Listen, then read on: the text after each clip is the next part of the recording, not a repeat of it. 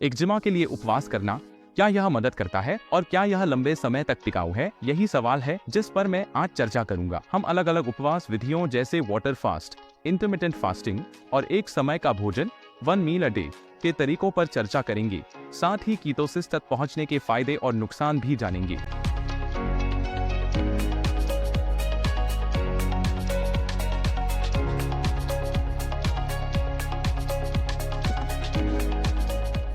नमस्ते, मैं doctor Tyler डोसेरी हूँ, एक सर्जन जो माइंड विटामिन विधि का उपयोग करके जटिल सूजन को प्राकृतिक रूप से ठीक करने में विशेषज्ञता रखता हूँ। पिछले 12 वर्षों में हमने अपनी कार्यप्रणाली को परिष्कृत किया है और हजारों मरीजों को ठीक होने में मदद की है। हम एक्जिमा जैसी स्थितियों को देखते हैं और उसकी जड़ तक जाकर समाधान करते हैं। और जैसा कि आप अब तक इस विषय पर सैकड़ों शोध पत्रों से जान चुके हैं, आंत का माइक्रोबायोम एक्जिमा में इम्यून प्रतिक्रिया को नियंत्रित करने में महत्वपूर्ण भूमिका निभाता है। अगर आप देखना चाहते हैं कि हम इन समस्याओं को कैसे ठीक करते हैं, तो मेरे साथ एक डिस्कवरी कॉल शेड्यूल करें और मैं आपको शुरुआत करने के लिए कुछ उपयोगी सुझाव दूंगा। यहाँ कुछ अध्ययन दिए गए हैं जो एक्जिमा के संदर्भ में उपवास का वर्णन करती हैं। यहाँ 2023 का एक अध्ययन है जो एक्जिमा पर इंटरमिटेंट फास्टिंग के प्रभावों के बारे में है। यहाँ 2013 का एक अध्ययन है जो एक्जिमा पर उपवास और तरल चिकित्सा के नैदानिक परिणामों का विश्लेषण करता है। मैं इन अध्ययनों को विस्तार से समझाऊंगा जो एक्जिमा के संदर्भ में उपवास की पड़ताल करती हैं। साथ ही यह भी साझा करूंगा कि लंबे समय में उपवास स्थिति को कैसे प्रभावित करता है, इस पर मेरे व्यक्तिगत अनुभव क्या है। शुरुआत करने के लिए यह समझना जरूरी है कि आपकी प्रतिरक्षा प्रणाली का 80% हिस्सा आपकी आंत में होता है। इसे म्यूकोसा एसोसिएटेड लिम्फेटिक टिश्यू या माल्ट कहा जाता है। माल्ट में खरबों प्रतिरक्षा कोशिकाएं होती हैं जो आपकी आंतों में मौजूद चीजों पर प्रतिक्रिया करती हैं। तो वह क्या है? मुख्य रूप से भोजन और सूक्ष्म जीव, यानी हम बात कर रहे हैं बैक्टीरिया, फफूंद और वायरस की। ये सूक्ष्म जीव भोजन को तोड़ने में मदद करते हैं और द्वितीयक व तृतीयक मेटाबोलाइट्स बनाते हैं जो कभी कभी प्रतिरक्षा प्रतिक्रिया को ट्रिगर कर सकती हैं। इस वजह से यह जरूरी हो जाता है कि आप न सिर्फ सही तरह के भोजन पर ध्यान दें, बल्कि अपने माइक्रोबायोम को संतुलित भी रखें ताकि एक्जिमा का प्रभावी ढंग से इलाज किया जा सके। मेरे दूसरे वीडियो एक्जिमा के लिए आदर्श आहार को देखें, जिसका लिंक मैं नीचे डिस्क्रिप्शन में दे रहा हूँ। उस वीडियो में मैं उन 4 मानदंडों के बारे में बात करता हूँ जिनका उपयोग मैं यह मूल्यांकन करने के लिए करता हूँ कि कोई आहार काम करता है या नहीं। जैसा कि आप जानते हैं, मैं फाइटोन्यूट्रिएंट डाइट या फाइटो डाइट का प्रबल समर्थक हूं, जिसे हम अपने क्लिनिक में उपयोग करते हैं और बेहतरीन परिणाम देखते हैं। जब इसे सटीक माइक्रोबायोम पुनर्संतुलन के साथ मिलाया जाता है, तो अक्सर देखते हैं कि अधिकांश लक्षण तेजी से सुधरते हैं, कभी कभी कुछ ही हफ्तों में। तो जरूर उस वीडियो को देखें ताकि आप जान सकें कि फाइटोन्यूट्रिएंट्स इतने महत्वपूर्ण क्यों हैं। अब मैं आपको वे 4 मानदंड बताता हूं जिनका उपयोग मैं यह निर्धारित करने के लिए करता हूं कि कोई आहार संबंधी तरीका काम करता है या नहीं, और यह उपवास पर भी लागू होता है। पहला है फाइटोन्यूट्रिएंट की घनता और विविधता। दूसरा है मैक्रोन्यूट्रिएंट आवश्यकताएं। तीसरा है माइक्रोबायोम विशिष्टता और चौथा है फूड सेंसिटिविटी। अगर आप जानना चाहते हैं कि ये क्यों महत्वपूर्ण है, तो एक्जिमा के लिए आदर्श आहार वीडियो देखें, उसका लिंक नीचे डिस्क्रिप्शन में है। लेकिन मैं आपको यहाँ भी जल्दी से एक संक्षिप्त पुनरावलोकन दे देता हूँ ताकि आपको आसानी हो। फाइटोन्यूट्रिएंट की घनता और विविधता। फाइटोन्यूट्रिएंट्स शक्तिशाली सूक्ष्म पोषक तत्व होती हैं जो शरीर में सूजन को कम करने में मदद करती हैं। कई अध्ययनों ने एक्जिमा के प्रबंधन में फाइटोन्यूट्रिएंट्स की भूमिका को उजागर किया है। यहाँ 2021 का एक अध्ययन है जिसमें आंत के माइक्रोबायोम, प्रोबायोटिक्स और उनके एक्जिमा के उपचार में आपसी संबंधों पर चर्चा की गई है। यह 2023 का अध्ययन डर्मेटोलॉजिक स्थितियों जैसे एक्जिमा के इलाज के लिए न्यूट्रास्यूटिकल्स के रूप में पॉलीफेनोल्स के उपयोग का विश्लेषण करता है। और यहाँ 2020 का एक अध्ययन है जिसमें क्वेरसेटिन और इसके जैव सक्रिय प्रभावों पर चर्चा की गई है, जैसे कि सूजन, ऑक्सीडेटिव तनाव और एक्जिमा में घाव भरने पर।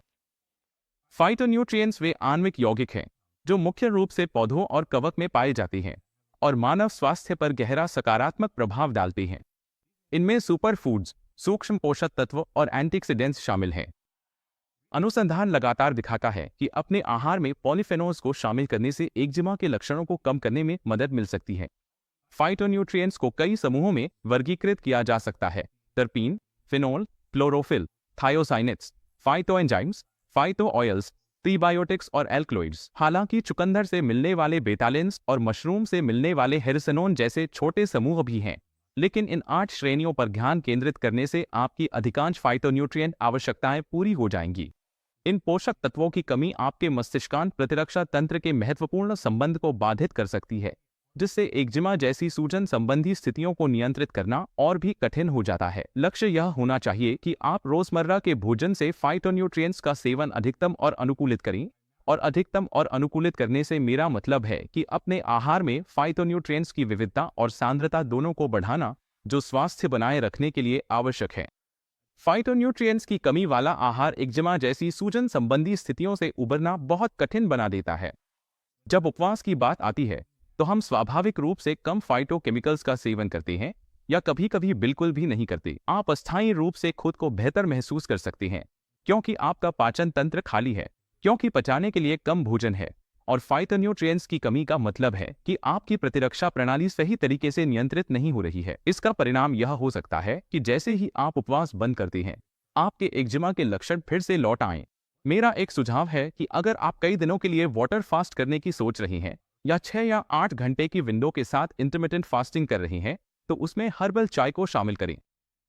हर्बल चाय फाइटोन्यूट्रिएंट्स जैसे पॉलीफेनॉल्स और टर्पीन का बेहतरीन स्रोत होती है, जो बिना कैलोरी बढ़ाए सूजन को नियंत्रित करने में मदद कर सकती है। अब बात करते हैं मैक्रो आवश्यकताओं की। मैक्रोन्यूट्रिएंट्स का संक्षिप्त रूप है। ये कार्बोहाइड्रेट, वसा और प्रोटीन होते हैं जिनकी शरीर को सही तरीके से काम करने के लिए आवश्यकता होती है। मेरी वेबसाइट पर एक टूल है जिसे मैक्रोन्यूट्रिएंट कैलकुलेटर कहते हैं, जो आपकी ऊंचाई, वजन, उम्र, लिंग और गतिविधि स्तर जैसे कारकों के आधार पर आपके शरीर की मेंटेनेंस आवश्यकताओं का निर्धारण करने में मदद करता है। यह समझना जरूरी है कि ये मैक्रोन्यूट्रिएंट्स के अनुमान आदर्श शारीरिक परिस्थितियों पर आधारित होते हैं, लेकिन जब आप उपवास कर रहे होते हैं तो आपको ये पोषक तत्व लंबे समय तक नहीं मिलते, या कम से कम ये आपको कम मात्रा में ही मिलते हैं। तो अब मैं उपवास के विभिन्न प्रकारों की बात करता हूँ। आप वाटर फास्ट कर सकते हैं, जो 24, 48 या 72 घंटे का हो सकता है, या अगर आप एक्जिमा ठीक करने की कोशिश कर रहे हैं तो यह 5 से लेकर 14 दिनों तक भी हो सकता है। आप पूरी तरह से कैलोरी प्रतिबंध भी कर सकते हैं, जिसका मतलब है कि आप दिन में 800 से 1000 कैलोरी से कम ले रही हैं। आप एक्जिमा के लिए इंटरमिटेंट फास्टिंग भी कर सकती हैं, जिसमें आप 6, 8, 10 या 12 घंटे की विंडो में खाना खाती हैं, और आप दिन में एक बार भोजन, जिसे ओमैड कहा जाता है, भी कर सकती हैं, जिसमें आप अपनी सारी कैलोरी एक ही भोजन में लेते हैं। आप जो भी उपवास विधि चुने, उसका मूल लाभ कीटोसिस है। कीटोसिस में शरीर ऊर्जा के लिए कार्बोहाइड्रेट का उपयोग करना बंद कर देता है और इसके बजाय संग्रहित वसा और मांसपेशियों पर निर्भर हो जाता है। इस विधि के समर्थक ऑटोफैगी को भी उजागर करते हैं। यह एक ऐसी प्रक्रिया है जिसमें शरीर पुरानी या क्षतिग्रस्त कोशिकाओं को तोड़ता है, जिससे मलबा साफ करने में मदद मिलती है। यह प्रक्रिया सूजनरोधी प्रभाव रखती है, लेकिन यहाँ एक समस्या है। हालांकि उपवास अस्थायी रूप से एक्जिमा के लक्षणों को कम कर सकता है, लेकिन ये लक्षण अक्सर वापस आ जाते हैं। तो क्या होगा अगर आप बार बार या लंबे समय तक एक्जिमा को नियंत्रित करने के लिए उपवास करते रहें?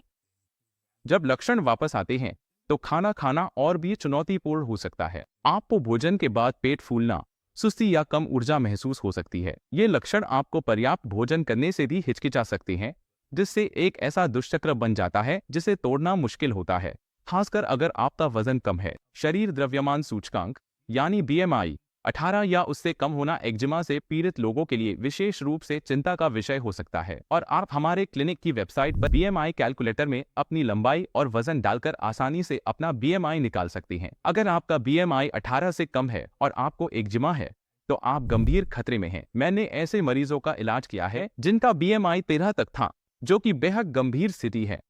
जब किसी एक्जिमा पीड़ित व्यक्ति का BMI कम होता है तो इसका मतलब है कि उनका शरीर एक अपचयी अवस्था में है, यानी मांसपेशियों और त्वचा का निर्माण करने के बजाय उन्हें तोड़ रहा है, जिससे ठीक होने में बाधा आ सकती है। इनमें से कई मरीज भोजन सहन नहीं कर पाते और उन्हें अपने आहार में भोजन शामिल करने के लिए सावधानीपूर्वक मार्गदर्शन की जरूरत होती है। मैं इस बात पर जोर देता हूं क्योंकि खराब गट माइक्रोबायोम का समाधान खाना बंद करना या भोजन से बचना नहीं है। उपवास करने से अच्छा महसूस हो और त्वचा साफ हो जाए। मुझ पर विश्वास कीजिए, मैं भी पहले उपवास करता था। यह कितना आकर्षक हो सकता है। लेकिन खाने से बचने के बजाय आपको पहले सूजन कम करने पर ध्यान देना चाहिए और फिर सामान्य खाने की आदत पर लौटना चाहिए। जब मैंने और मेरे मरीजों ने ऐसा करना शुरू किया, तब मैंने असली सुधार देखा।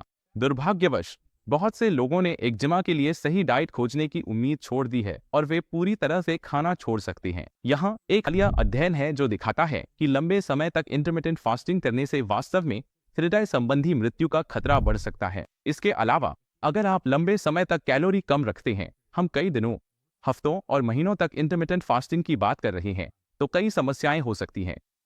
आपके शरीर में वसा की कमी और मांसपेशियों का क्षय हो सकता है।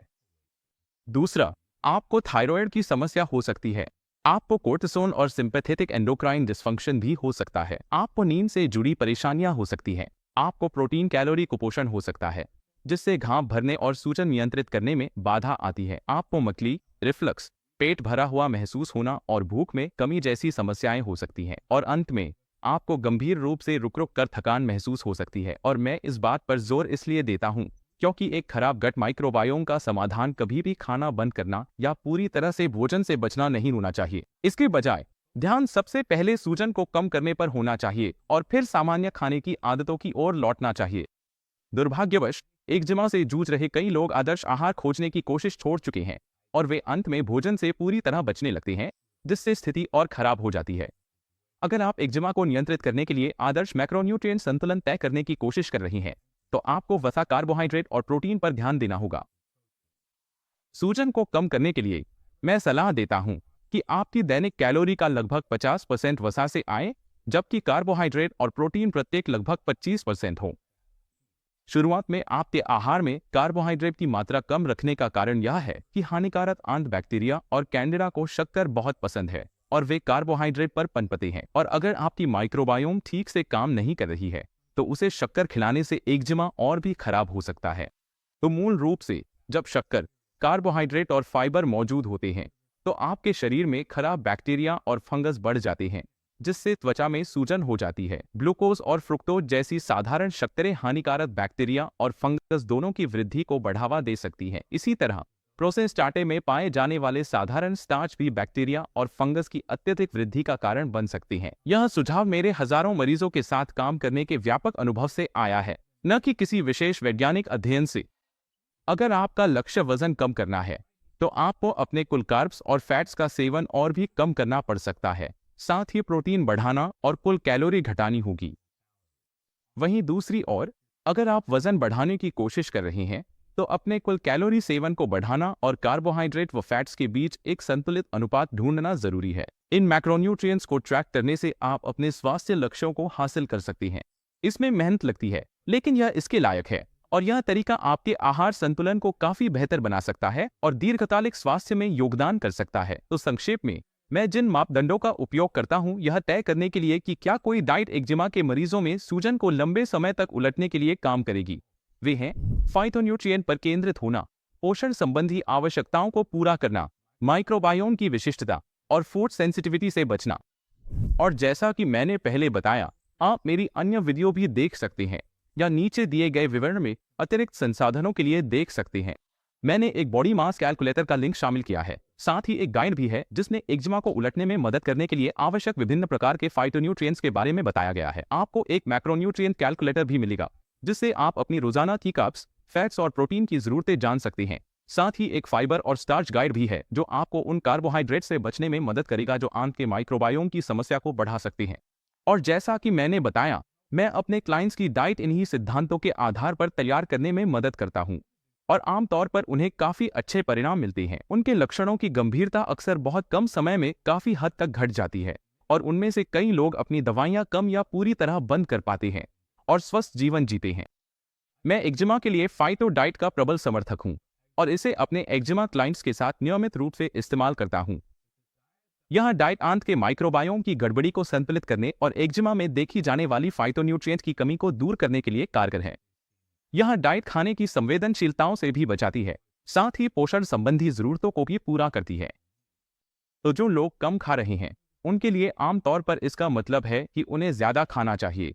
खासकर ऐसे खाद्य पदार्थों का सेवन करना चाहिए जो न सिर्फ आपको स्वस्थ तरीके से वजन बढ़ाने में मदद करें, बल्कि सही तरीके से सूजन को भी ठीक करें। यह तरीका कम खाने के दीर्घकालिक परिणामों से बचने में मदद करता है। फास्टिंग के प्रभावों को पलटना मुश्किल हो सकता है, लेकिन सही मार्गदर्शन के साथ यह बिल्कुल संभव है। ठीक है, एक आखिरी बात, मैं नीचे आपकी राय सुनना चाहूंगा। कमेंट करें कि कौन से खाद्य पदार्थ आपकी एक्जिमा की सूजन को बढ़ाते हैं और आपने उनसे बचने के लिए क्या किया है। और अंत में, अगर आपको यह वीडियो पसंद आया हो तो कृपया लाइक और सब्सक्राइब करें और इस वीडियो को उस व्यक्ति के साथ जरूर शेयर करें जिसे आप समझते हैं कि इससे मदद मिल सकती है। यह डॉक्टर चढ़ानुदासा है, माइंड विद इम्यूनिटी क्लिनिक से, और मैं आपको अगली बार मिलूंगा।